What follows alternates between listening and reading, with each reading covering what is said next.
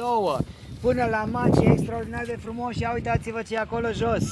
Până la macii ăia este Valea Siloamului, de la macii aceia în jos începe Valea Împăraților, amândouă fac parte din Valea Chidronului.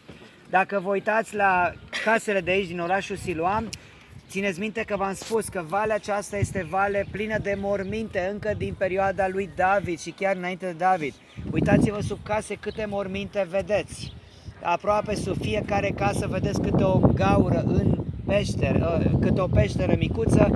Acelea erau pentru oameni simpli sau oameni bogați care nu aveau familie și nu își permiteau să facă un turn ca lui Absalom sau monument ca lui Absalom. Apoi, dacă vă uitați, vedeți mormintele care sunt și mai vechi și mai recente ale evreilor. Acesta este muntele Măslinilor despre care vă spuneam și ieri am fost sus de tot unde este hotelul ăla. De acolo am povestit și am coborât pe drumul Florilor.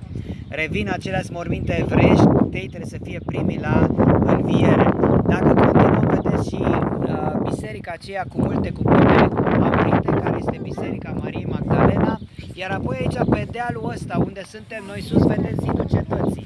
Vedeți zidul cetății?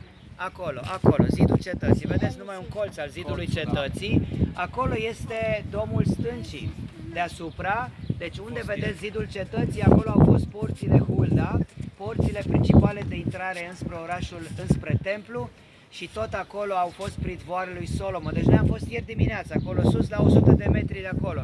Deci orașul Iebusiților, dacă vă uitați, deci aici a fost de fapt nivelul de sus al orașului Iebusiților, iar muntele templului a fost adăugat de Solomon în 950. Până atunci n-a existat alt Ierusalim.